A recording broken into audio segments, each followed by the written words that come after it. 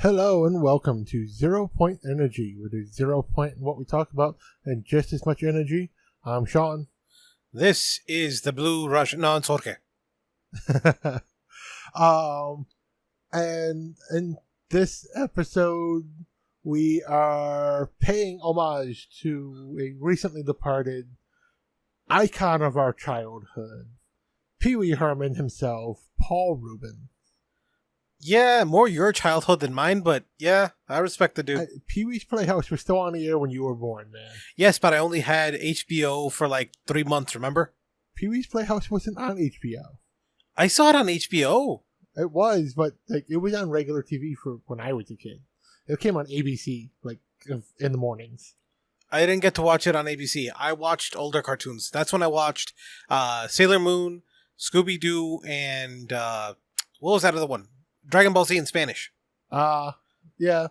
But you also, you had all the Pee-wee movies were in your lifetime. Yes, those I did watch. Yeah. But what we're not doing is watching Pee-wee because that would be too on the nose as something to do to tribute Paul Ruebens. We're doing one of his slightly more, I don't know, lesser known movies people kind of want to forget, but you can't because it's a pop culture juggernaut, and that is the 1999 masterpiece. It's a masterpiece. I don't care. You can judge it otherwise, but it is, or at least cult classic. We'll accept cult classic, but at least, right? Bruh. Mystery Men. Okay, but you're calling it a juggernaut. Come on. Dude, the memes still exist 20 years later. I haven't seen them in the past 5. I still see plenty of them. Boomer. Okay, Zoomer. I'm a coomer. I mean, I am sometimes too. Okay, no, in all seriousness, the movie is... I'll give it a good. It's not great. Oh, okay. I mean, I'll accept that. It's not a great movie. It's never been a great movie, but it's good. It's fun. Okay, there are little things that I absolutely adore about this. Like, the guy who's, a weapons maker, but they're all non-lethal. Yes. That was... I was like, no, why? Why? And then we see the kind of weapons he has, and you're like, okay, you know what? I respect it. My favorite is Paul Ruebens' character, the spleen. Yeah, he has a lisp out of nowhere. The spleen. Okay, literally, he has the ability to command farting at any point when you pull his finger. I doesn't even have to have his finger pulled. It's just more powerful then. And the weird thing is, he doesn't just aim. He can also do different effects. Some people, they're just suffocating. Other people, he completely knocks out. And other people, it's like they were hit by a pillow of wind and thrown away. And he controls them air biscuits like an abuela with fucking chancla. Around the corners and everything. Air biscuits? Really? Yeah. I'll give you the chancla thing, but air biscuits, buddy. Air biscuits. Biscuits are delicious. This is an insult to biscuits. Scones for the British people. I mean, I don't know. It's a fun movie. I mean, Hank Azaria as the psychic silverware throwing Blue Raja. Okay, yeah, it's funny, but just how is he psychic? Throwing the silverware and stuff. Deal. He can Fine. control Awesome. where it goes, but he can't actually, his superpower is actually fake. He's just really good at throwing silverware. I'll give you that. He had very good penetration when Ben Stiller was trying to go up the wall and he was climbing on the forks. Yep. Well, the lucky shot when he throws the fork through the limo and it ricochets around the entire interior and then pins the door locks shut. Very true. Okay, yeah. And even he's looking at it like, fuck, I can't believe it. Okay. And then we got Cal Thomas. Cal Mitchell as the Invisible Boy, who can only turn invisible when nobody looks at him, not even himself. That is the weirdest superpower and borderline useless. Borderline useless, but hey, he got past the death ray. It was a petrification ray. Still. Like, okay, the CGI in this movie does not hold up really, except for that bowling ball. Yeah. But that was a petrification ray, if I've ever seen one. Some people in the movie said it was like a frying ray because people broke apart. They looked like stone. Either or. He got past it because he was invisible. Yes, and then he got naked because apparently his power also lets him completely stop wearing stuff. It doesn't let him, it kind of requires him to. But he was like he wasn't there anymore. Like, quote unquote, he doesn't just become invisible. He becomes intangible almost. Yeah, it seems like he just walked through his clothes. But it's dumb, it's fun.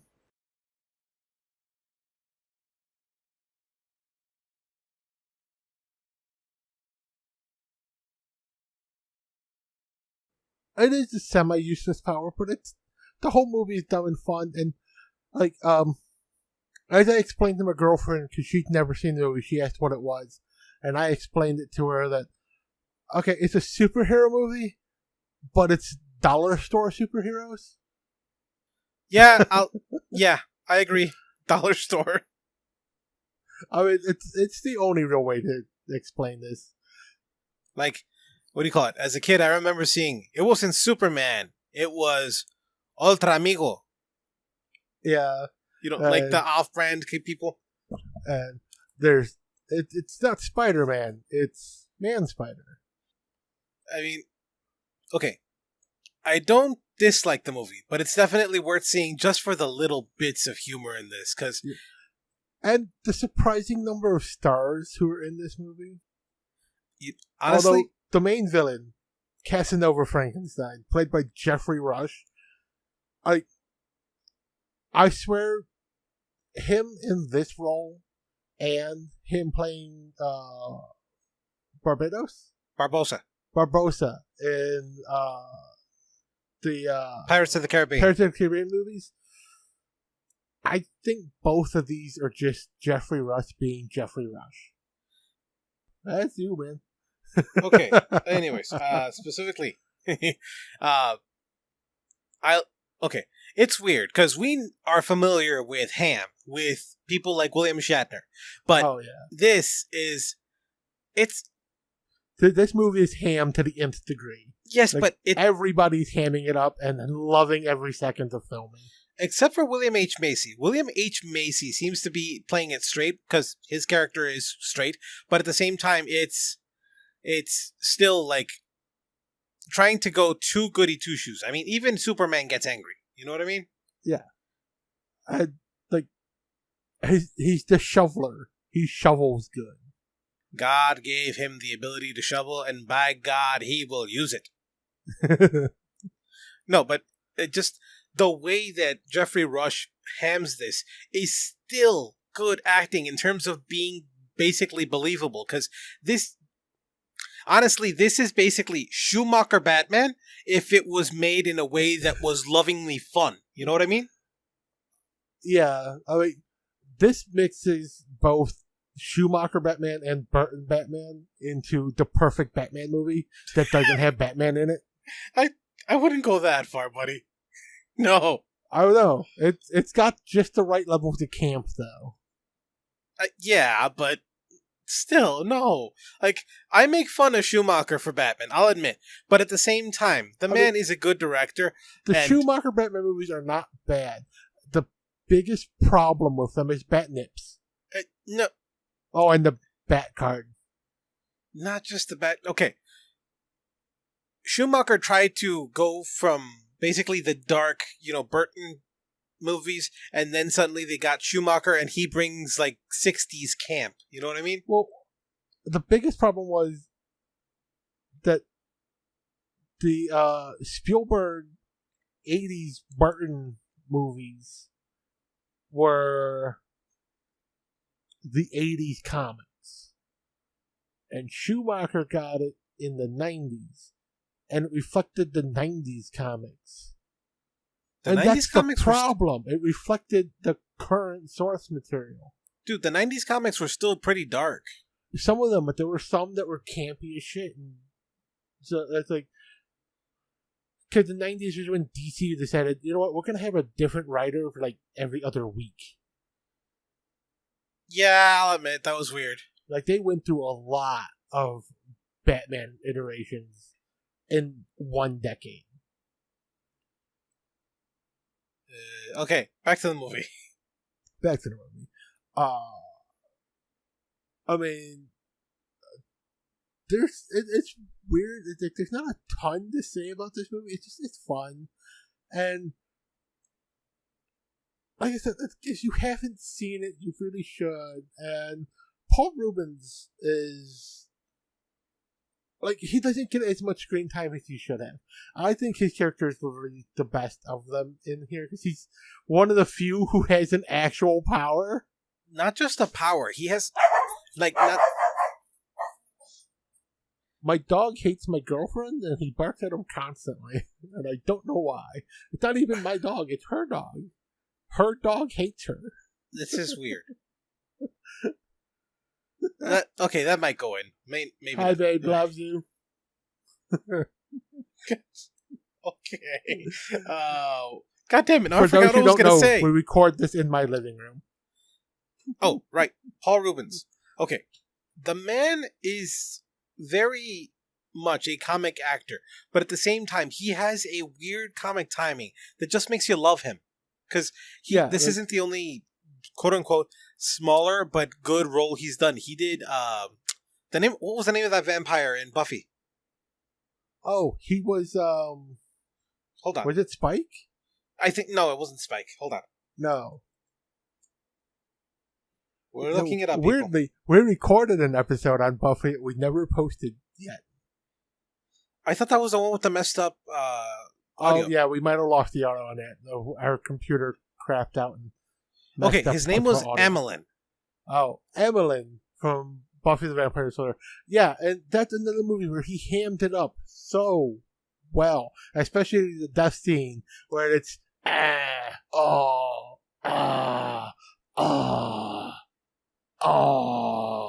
Then he plays dead for a couple seconds and kicks the wall. Yeah. Like, Jeffrey Rush and Paul Ruebens are amazing at hamming it up. Also, technically not in this, but he does ham it up sometimes, Greg Kinnear. Greg Kinnear hams it almost constantly. That's what makes Greg Kinnear a great actor. And as Captain Fantastic in this movie... Amazing. Captain Amazing. Captain Amazing. Sorry, Captain Amazing. Yeah, he was awesome. Again, not much screen time for what is technically the actual hero of the movie, but good.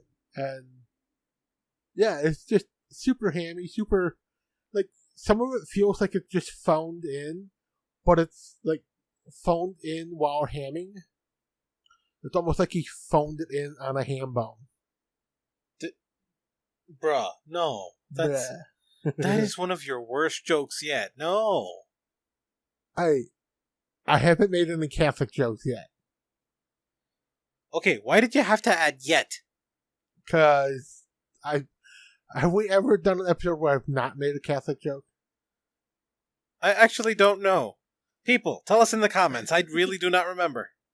I haven't. And all 19 episodes that we have published so far. 20 episodes.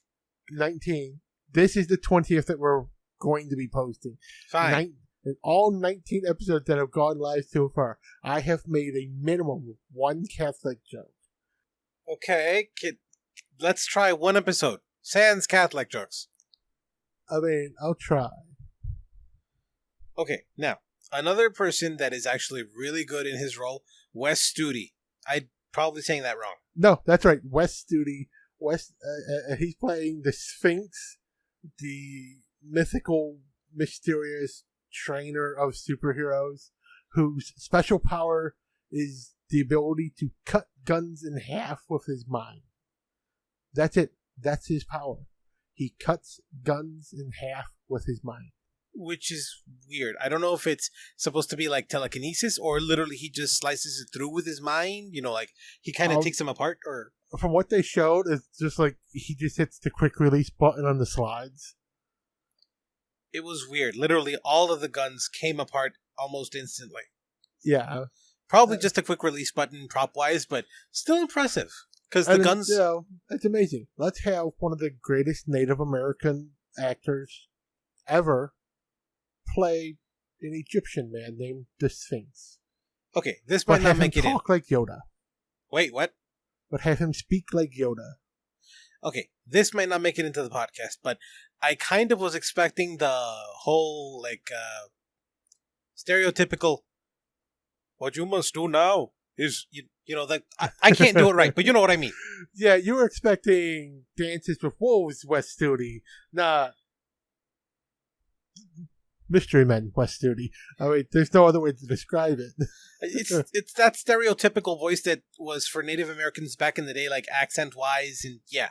Yeah, that's not a stereotype. If you spend enough time on certain reservations, that's how they talk. Like, even if I spend enough time on reservation, I start talking like that. It rubs off on you. It's one of those accents that you just lean into on accident. That cadence that sticks with you. Okay, so how long? How long? Yeah. About a week. Okay, I'm planning my next vacation. Well, this weekend coming up is going to be the competition powwow at the Menominee Reservation in Wisconsin. Oh, damn. Which is August 4th, 5th, and 6th in Kashina, Wisconsin. Wait, what? Tashina? Kashina. Okay. A little bit north of Shawano, which is about an hour away from Greens Bay. Which is about 4 hours away from where we are. 5. 5 hours. Fine. Yep. Which is about another 3 hours from the Canadian border. I mean, you got Michigan to go through, but yeah. Oh, wait, you do? What? To go into Canada, you got to go through Michigan. No, really? Yeah, you go to Detroit, go to the forbidden exit. Okay, then. It's the highway exit that has nothing on it except for one ramp of, do not turn down this exit or you enter Canada. Turn back now.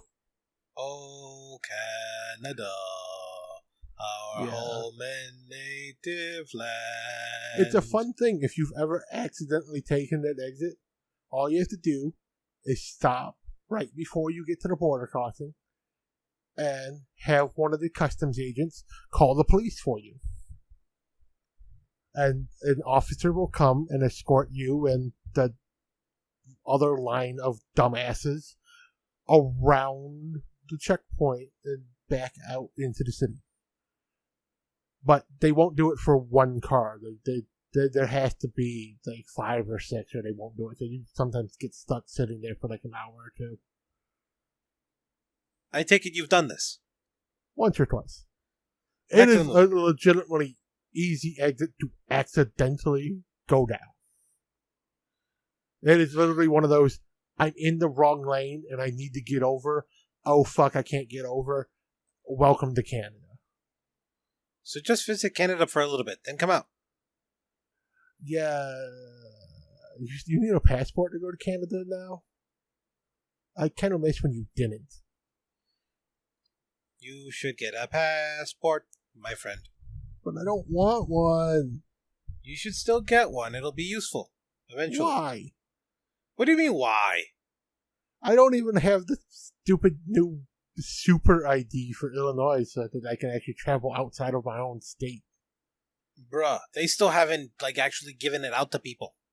Oh, they're giving them out. They're Holly got giving them one. out, but they haven't made it like completely like everybody get one. Yeah. I'm still 100% going to keep fighting that. You know, if the federal government is going to say I need to have a special little gold star on my goddamn driver's license so it counts as a citizen, they should pay for it. And honestly, it's one of those things of the only difference between the new ID and the old ID is a fucking gold star in the corner. All they have to do is go through all the valid IDs. When you go to renew your ID, just print you the one with the gold star. Can you request it, or they're like, you know what? No, I don't you feel have like to it. give them all the paperwork. There's paperwork? Yeah, you know how normally when you go to the Secretary of State, you need 2 items from, like, one from either of these 5 categories, and you only need 2 different things, but they have to be from 2 different categories? Yeah. Yeah, to get the new ID, you have to have 1 from every category. Motherfuckers! So you need your birth certificate. You need your current passport if you have a current passport. You need your old ID. You need proof of residence. You need proof of billing.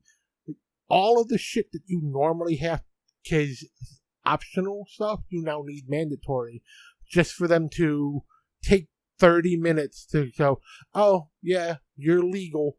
Here you go. We'll print you an ID, and right in the corner, you get a gold star.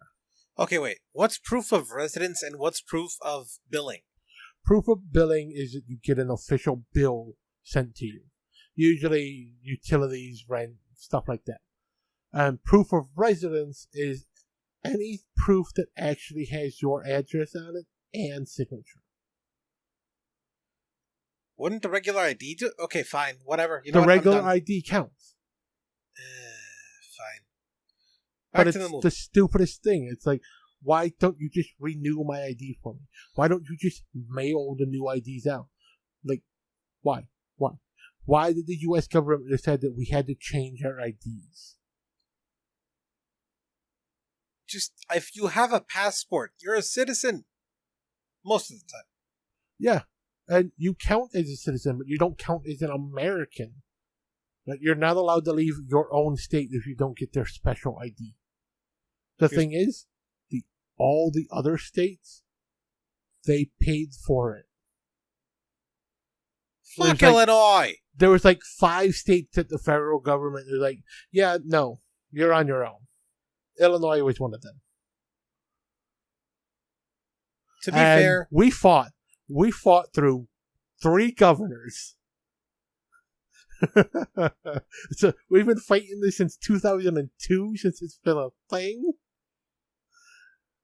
That no, if the federal government is going to make every citizen in the state get a new ID, the federal government should fork over the fucking money for it and don't make us pay for it. Because it's not the renewal fee. You have to pay for a new ID.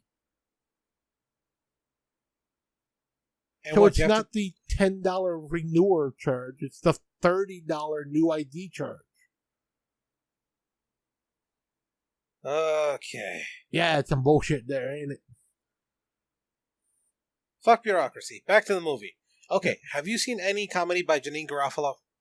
Yeah, I've seen some of her stand-up, and I've seen other movies of hers. Okay, I haven't seen her comedy. Here she's interesting. She's very straight man. What about you? What is she like? That's her comedy. As a stand-up, that's how she is in almost all her other movies. She's very straight man, deadpan, dry wit. Another good movie of hers, I'm not 100% it's her. I want to say it's her. It's Must Love Dogs. Let's see. Must Love Dogs. Hold on. I believe that's her. It's a romantic comedy, but it's interesting. That's Diane Lane, buddy. Oh, okay. Is she in it at least? Let's see. Janine. Nope. Bing. Nope, not in there. Yeah.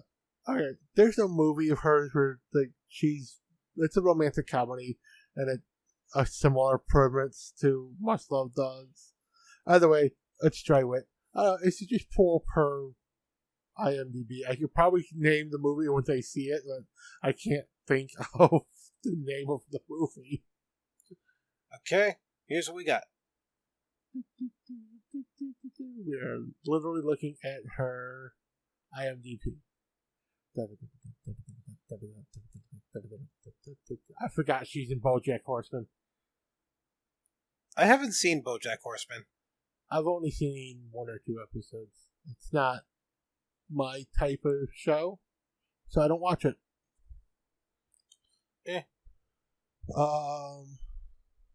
Fuck, I can't think of it. Like, so many movies, so many TV shows. I have not seen Michael Bolton's Big Sexy Valentine's Day special. I kind of want to see that. It's interesting. Okay. Wet Hot American Summer, first day of camp. Yeah. You know, it might be... No, not Girlfriend's Day. There's a movie called Satan, Hold My Hand. It's stupid but fun. I'll take your word for it. Good Lord. Like, almost all for shows, that's how you describe it. It's stupid but fun. I remember this movie, The Guitar. Good, weird movie. You know, it might be the movie Girl's Best Friend. Girl's Best Friend, Girl's Best Friend. It's a TV movie. A disgruntled music critic travels cross-country with her inheritance, a Jack Russell Terrier named Binky. Maybe. I don't know. It's been a while. It's an older movie of hers. I mean, I say older, but it's like early 2000s. Late 2000s, 2008. It's in 20 plus years. About, yeah. I'm old. I'm almost 40 here. Can we keep going? Thank you. I mean, we can. Probably. Where were we? We were talking about all the characters. And okay. Basically, the movie starts off with these... What were they called? Red Eyes? Yes, the Red Eyes gang. The Red Eyes gang was... I don't know. They were hitting some kind of party with a bunch of old people and stuff. And then they were stealing all their jewelry, cash... Dentures. What are they called? Prosthetics and Rolexes. Anything valuable. Even, I think, a couple of fillings. Yeah. They got the fillings. They got everything. Then, who comes in to save the day? Our 3 main characters. Well, Ben Stiller, Furious. William H. Macy, Shoveler. Hank Azaria, Lou Raja. Yes, and they bumble it hard. Blue Raja throwing spoons at people instead of knives and forks. He has an aversion to knives for some reason. The shovelers, he keeps smacking Furious in the face with his shovel. He shovels good, but he doesn't know how to swing a bat. And Hank Azaria's Blue Raja keeps hitting the shoveler's ass with forks. Yes. I mean, it's a lovely ass, though. Anyone who's seen Shameless, William H. Macy's got a nice ass. He can fit like 5 or 6 entire keys in it. Did you just say keys? Yes, he is a true keister. It's called a prison wallet, buddy. Yeah, usually you get 1 or 2 like condom balloons. He's putting whole bricks. I didn't need that picture. God damn.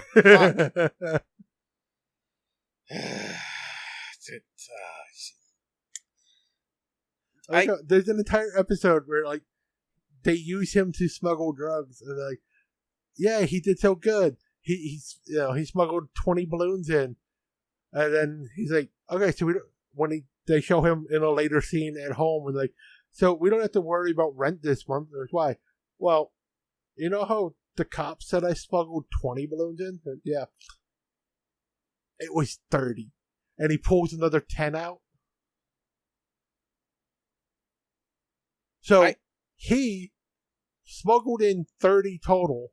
They pulled out 20, and he had 10 more shoved in there so far he was able to hide them during a cavity search. He got his butthole fisted, and they missed 10 condoms full of drugs.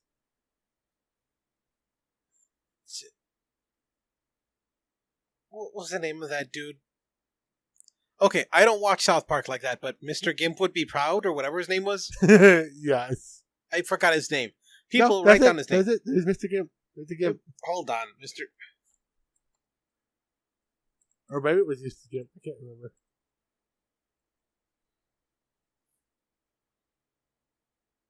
No, not Mr. Garrison. It's really just like South Park Gimp.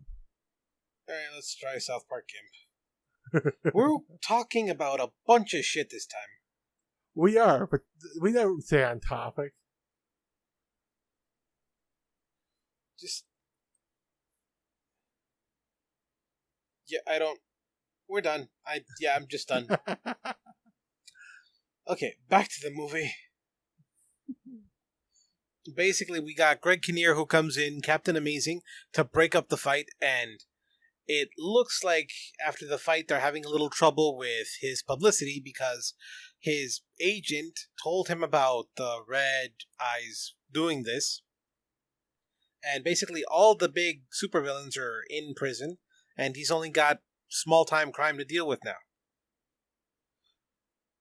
By the way, the South Park character's name was Mr. Slave. I think that might be worse than Mr. Gimp, but I don't know. Probably, but yeah. Okay, anyways. So, I hate yes, South the Park. superhero Mr. Amazing. Captain Amazing. He's losing sponsors because, corporations, the true evil of the world. I don't disagree. He's losing his sponsors because there's nothing else for him to do. He's either killed or imprisoned all of the supervillains. So he literally makes a plan to make sure that the greatest villain of them all gets out of prison, and then that backfires spectacularly on him. Yeah. They have so much absurd science, and basically he gets fried to a crisp. Yeah. Because our B team tried to save him. But they killed him. True. I mean, it was very confusing.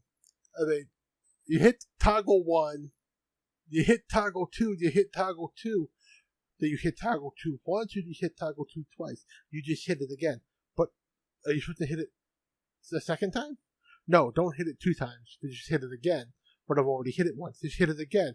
But then when you hit it 2 times, but you hit it again. And if I hit it again, you mean I hit it twice, or do I hit it once, then wait, then hit it again, and fried. Unfortunately. They literally did the who's on first, but they never got off first. Yes, they did. They just got on second twice. And then like 7 more times. In all seriousness, this movie has a bunch of little dumb jokes, but it's... Like the Disco Boys. Okay, they're actually my favorite part. Oh, okay. Eddie Izzard is Tony P. Eddie Izzard is amazing in this movie. It's one of the few times he's not in drag in a movie. In the late 90s, early 2000s. Nowadays, he very rarely does drag in movies and even in his stand-up. I don't know if he is... Hear me out. Because he changed his name from Eddie to Susie, I believe? Yeah, Eddie to Susie. Yes, I believe I believe Susie Izzard is trans. But at the time, went by Eddie Izzard and performed in drag most of the time. I'm not positive on that one. I'm not positive. I knew he always liked dressing. Back in the day, that's why I'm saying he. I'm not trying to dead name and such. But yes. Back in the day when he was a he, when she was a he. Okay, basically liked to dress as a woman. Okay, nowadays also likes to have the form of a woman, long hair and such. but not sure if, because he was talking about in an interview before, that he did not consider himself trans. But he did like the aspect of a woman. I forgot the rest of the interview, though. Sorry, but yeah. So he was not trans at that point. I'm not sure if he considered himself trans now. That's why we're referring to him as he, trying to show some respect and not misgender for what we know the gender to be now. This is really weird to navigate. Okay, so I just took a second to look it up and look up Izzard's wiki. Izzard identifies as gender fluid and calls herself somewhat boyish and a somewhat girlish. She uses the word transgender as an umbrella term. When asked in 2019 what pronouns she prefers, it is pronounced either he or she. Explained, if I'm in boy mode, then he, or girl mode, she. Okay, so then in this one it would have been boy mode. So, and goes by the name Susie Eddie Izzard. So, both are correct. He works for how dressed for the occasion. So, it is correct to refer to Eddie Izzard as he for the points of this particular movie because he is a he identifying person at this time. And presenting as he in the movie. Yes. Okay, you know what? Fuck it. Moving on. Alright, now specifically, I love the 70s boys, or whatever they call themselves. The Disco boys. Well, disco's not dead, disco is life. Disco is life. Agreed. Okay, and I still hate that dude, whatever the hell his name was that killed Disco in the South Side. That was bullshit. I'm putting that with Steve Dahl. Yeah, him. Pretty good DJ, though, I'll admit. I mean, he's a legendary radio host, man. Doesn't mean I can't hate his guts. I mean, you can. Meh? Just meh? What do you mean, meh? Man, I mean, disco wasn't... Disco was an okay music genre. Then it got overdone, and everything started becoming disco. Like, I think once the Disco Duck had more than one album, okay, that was the death of disco. Now, disco has had a resurgence. Kylie Minogue's disco album that came out a year or two ago, fucking fantastic. Agreed. That's the one thing, though. Because Miss Disco had a bunch of good music. It did. But then, like you said, the Disco Duck. The first one was actually a decent album. The first one. As a single, Disco Duck was good. But it wasn't a single. And it wasn't multiple singles. It was multiple entire albums. Agreed. Then Disco deserved to die because of that. Have you ever heard Disco Roma or Disco Romano? I've heard some of it. Say it again? I've heard some of it. Shit, it happened again. Because Disco Romano lasted for a little while, like even through the 90s. Yeah, that's the thing. Like, disco type music is fine. But disco, the way it was at its heyday, the mid to end 70s, through a good chunk of the 80s, no. I'd say it needed to die. It had its heyday. It had its limelight. I'm glad it's coming back, though. It needed a resurgence. Honestly, from all the hate, I was surprised it happened. What, the resurgence of it? Yeah. I think it's because it's good music. Like, the stuff that's coming out now is good music. I mean, it's Kylie Minogue. Everybody loves Kylie Minogue. True. If you don't, you're either deaf or blind. I mean, they just couldn't get it out of their head, so they got annoying. True. Her love is all they could think about. It was. I jumped on that locomotive. See.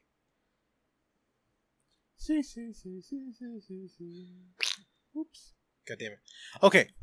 One thing I have to mention, just because of the weirdness, they had the clothes shrinking ray that Yes. affected the furrier ladies or whatever. Yes, that was the furriers. Yeah, that was obvious, just perversion at its best, I guess. It was, but at least they were. Oh, they were good enough to not just show it.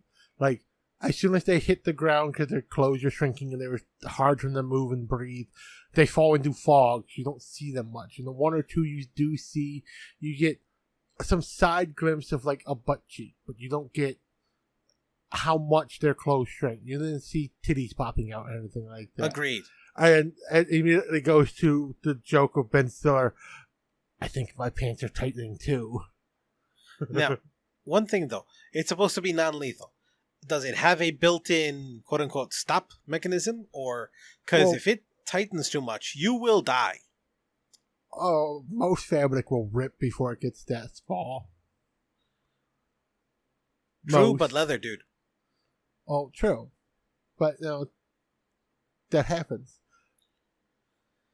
I mean, the Blaminator. The flamethrower. The flamethrower. Yeah, the flamethrower. Like, people could beat themselves to death because of being blamed and angry. The tornado in a can could throw somebody into something super sharp. Very true. Like, Very you true. have no control what the tornado does after you unleash it. So, the weapon itself is non-lethal is a misnomer. It's less than lethal. Yes, less than lethal. It's unintentionally lethal. It's a better way to state it.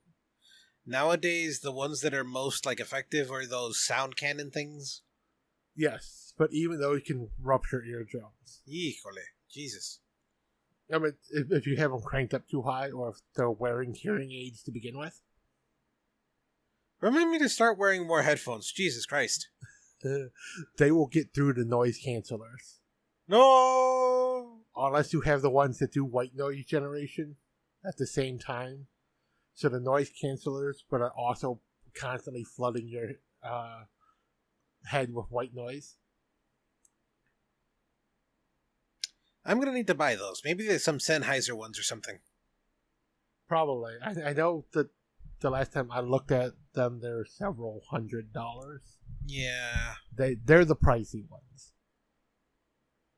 All right, people, here you know. Protect yourself from the noise. Although for about $100, you can get yourself a decent set of electronic noise cancelers. That's for going shooting, isn't it? For going shooting, but there's also some people with autism that they're very useful for blocking out noise so they don't get triggered with excessive stimulation. Ooh, okay. That I did not know was a thing. Yeah. Cool. Like, they're pricey headphones, but they are useful for what they're intended for. Okay. Most useful superpower in this thing. Most useful might be the bowler and her ghost dad skull in the bowling ball making it fly. Yes. Wait, I don't think we mentioned her at the beginning. We have not. It's Janine. We started talking about Janine Garofalo, but we never mentioned what her point is, her role is in the movie. She's a character known as the Bowler, and she is the daughter of Carmine the Bowler, who was killed by Eddie Izzard's character, Tony P. And his skull is now encased in a bowling ball, and his spirit inhabits the ball. So when the bowler throws the bowling ball, his spirit can make it fly and ricochet and curve around and do whatever. Now, what was the name of that movie with Woody Harrelson, the redhead, and the other bowler dude? Kingpin. That's it, Kingpin. If they had that bowling ball, they would have won so much money. Hey, I mean, Bill Murray didn't want a skull, he wanted a rose. I love Bill Murray, but that was a weird movie. It was a weird movie. It was a good movie. We should. It's on the list. It's probably far down the list, but it's on the list. Yeah. Better movies keep replacing it. Plus, good actors keep dying. We're gonna have to keep doing tributes, unfortunately. Yeah, like it really sucks because I know that humans from even back in the past have had to go through this too, like the day Charlie Chaplin died and such. But at the same time, it sucks that we have to go through it, and every human subsequently has to go through it. True, and also, cancer is the true evilness of the world. Unfortunately. Let's assume. Hey, I get to talk about the Catholics here. God damn it. Let's assume God has a plan for everybody. If cancer is God's plans for you, God hates you from the day you were born. That's not a just God. That's a vengeful, just asshole of a God. Stop praying to that. If you think it's God's will that people die a slow, painful, horrible death from a disease that is incurable, you're the problem. Okay, and now, as the resident Catholic here, I agree with you. Now, do I believe it's God's will? No. Do I believe that everything that we do is God's will? Also no. Do I think he knows? You know what? This is turning into another religious bullshit. No, I'm not even. I will not respond. I am shutting up now. You can't help but to respond. You have to respond to me. Because I'm one of the only people who is smart enough to actually give you an answer. True. Moving on. That's a dig at you people who listen to us, by the way. We know you're all idiots. Oh, you Click stop the button. insulting. Click the button. Click the button. You know you want to click the like button because you want to, because you need to, because you want to engage, because you want more of these episodes so that we can keep belittling you because you crave it. I swear, ASMR is just going to become a fucking theme these days. Anyways, back to... It's effective. Did you just say genuflective? I said it's effective. Okay. Alright, moving on. Where were we?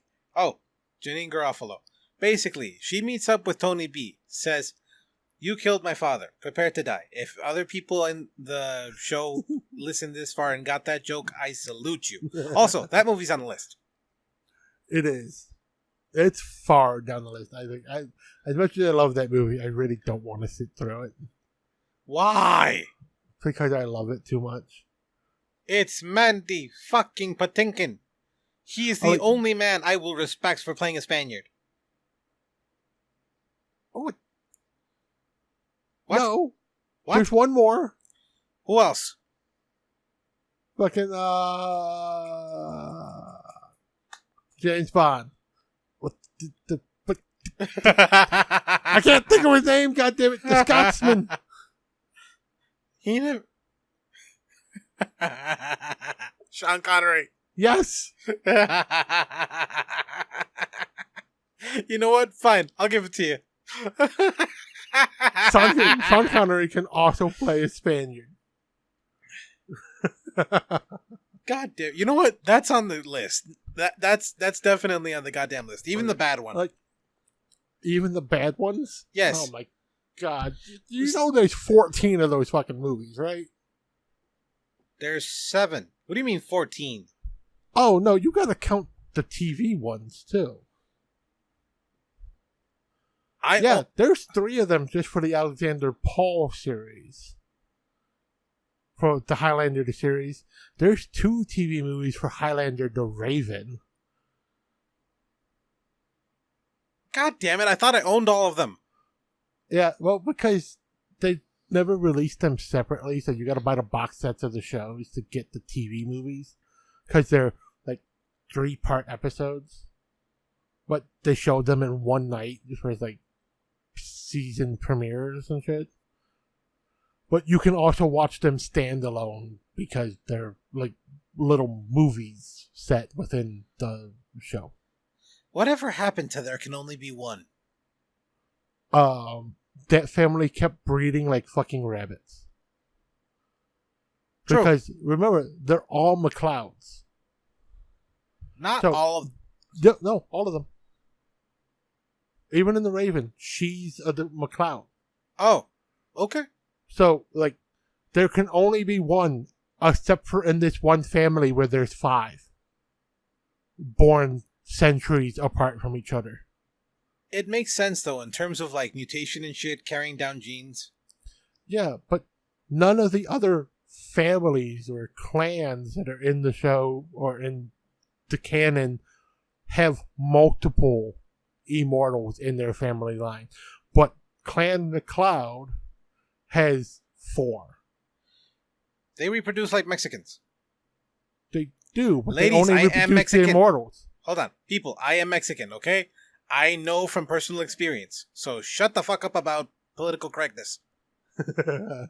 Oh, yeah, because we're politically correct. The most politically correct thing is we took the time to look up to make sure we were using proper pronouns.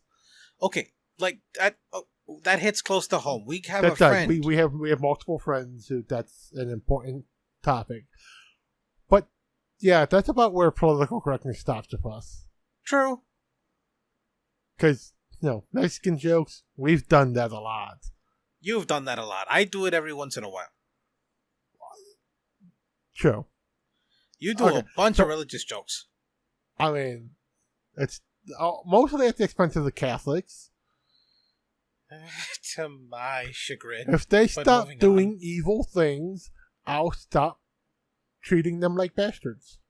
Okay, would you be against doing operas? Depends on the opera. I mean, I want to do Phantom.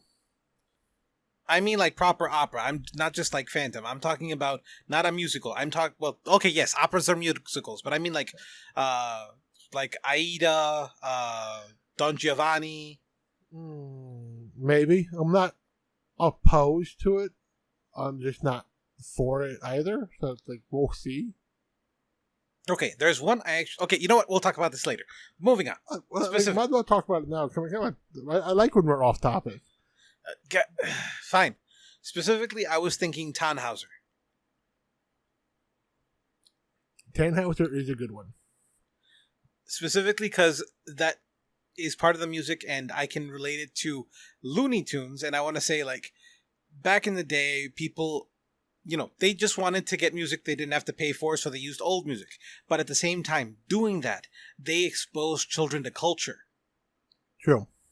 And that, to me, is fucking amazing, even if it was by accident, Well, it wasn't on accident, technically. That was actually a point of Looney Tunes.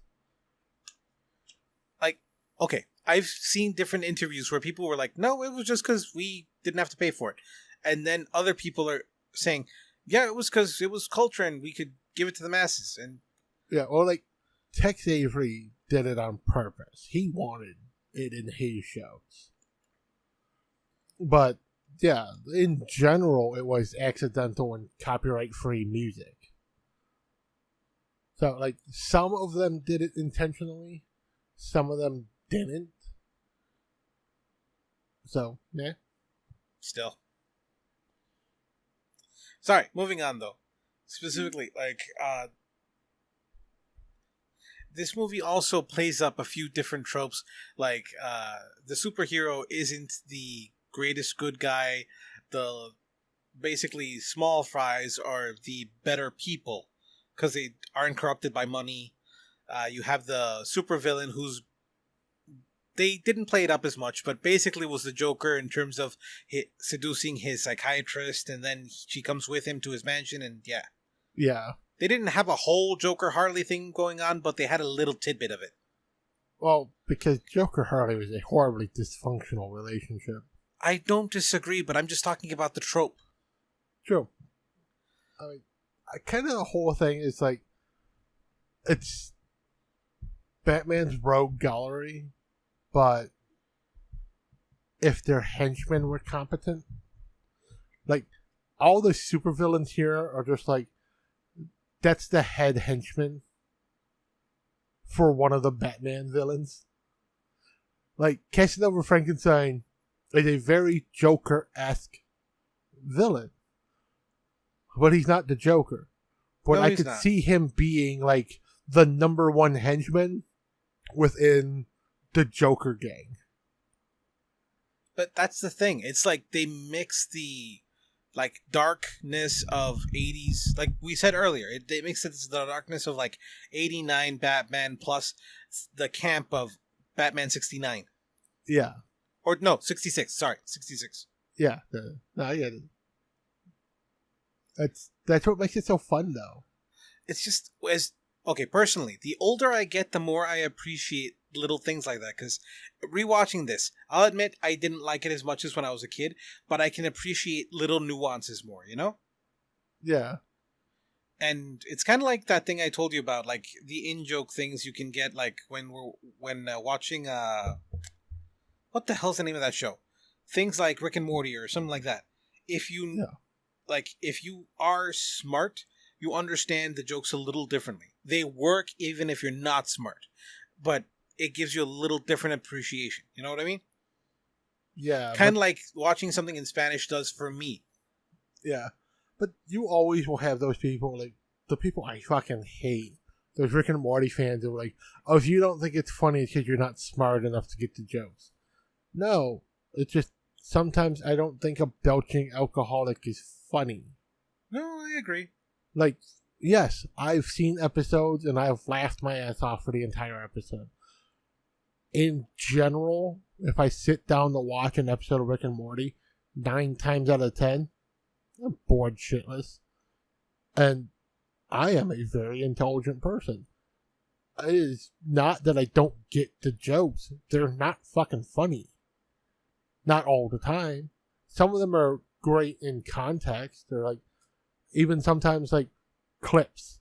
Like, honestly, you see like a YouTube short of a Rick and Morty joke with like a 30-second tidbit. Fucking hilarious. But all the shit that happens before and after that joke ruin the funny. Yes, but to be fair, there are other times where the funny isn't in that moment, and it's because you watch the shows, not the shows, the build up in the prior episodes that gives you the funny in that moment. Because either it's a show that pays off. Like, you gotta watch the entire season because they will set up a joke in like episode 2 or 3 that doesn't pay off until episode 12 or 13. Which is awesome, but it's also total bullshit. Because it requires you to get invested in a show. It's a half-hour fucking show. Fucking tell me the joke by the end of the episode. Let's assume you're going to get canceled before the writers finish writing the episode you're currently recording. Get to the fucking point. I say as we ramble for 45 minutes about a movie that... Look, basically, definitely watch this movie. It's a good movie. It's, again, wasn't as exciting for me the second time around, but it grew on me. It did, especially after this conversation. This is like my 15th or 20th time watching this movie. I've loved it every time I watch it. I think it's great. I think Paul Ruebens is awesome in this. Is he the main star of it? No. Should he have been? Yes. He does steal the show a lot. He does. He chews the scenery. He steals every scene he's in. I love him. And, you know, I might not have been a big fan of the Pee-wee movies. I loved Pee-wee's Playhouse as a kid. I'm going to miss the crazy little bastard. The only things I remember really liking about Pee-wee's Playhouse was, what's the name of that dough dude? Not dough. Like, he was made out of Play-Doh? Gumby? No, the guy who kept getting crushed. Oh, Mr. Bill. That's it. Like, oh, no, Mr. Bill. Exactly. Like, I loved those jokes. Like, did they used to send them out to schools and then people crushed them or something? He would just do random things. Like, that was when it moved to HBO, because Mr. Bill was its own thing. Okay. It wasn't actually part of Pee-wee's Playhouse. But yeah, like, he would go out and do different things. Like, he would be talking at a seminar, and his handler was was actually named Mr. Bill, or he was Bill, and the little clay puppet always just called him Mr. Bill. But then, as soon as something bad would happen, it was, oh no, Mr. Bill! I don't know. I always loved that bit as a kid. Yeah, those were fun. There were a lot of fun moments, and even the Pee-wee's movies, especially Pee-wee's Big Adventure, Pee-wee's Big Move, I think Big Top Pee-wee, like, those are good movies. They're worth watching. For me, I don't know. I never, like, those movies don't resonate with me.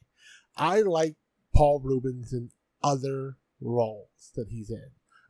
Like you said, Buffy. I loved him in Buffy. I love him in this movie. Despite it being a horrible fucking movie, like, I like his character in Dunstan Checks In.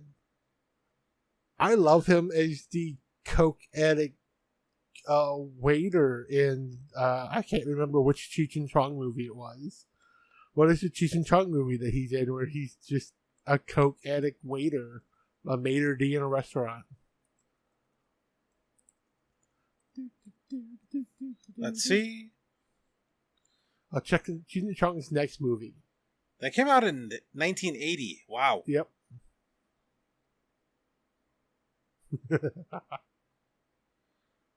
He pulls off a maitre d' really well. He does.